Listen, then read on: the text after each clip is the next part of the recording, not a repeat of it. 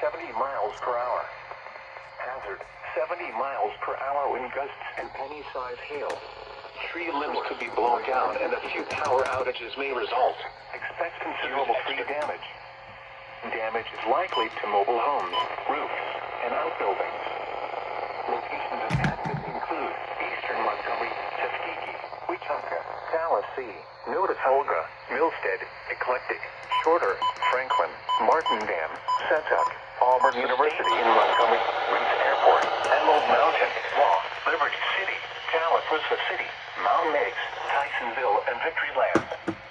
A tornado watch remains in effect until 5 p.m. Central Standard Time for South Central and East Central Alabama. A tornado watch also remains in effect until 6 p.m. Central Standard Time for southeastern and east central Alabama. For your protection, move to an interior room on the lowest floor of a building. Repeating, a severe thunderstorm warning has been issued until 3 p.m. Central Standard Time for the following counties in Alabama: Elmore, Macon, and Tallapoosa.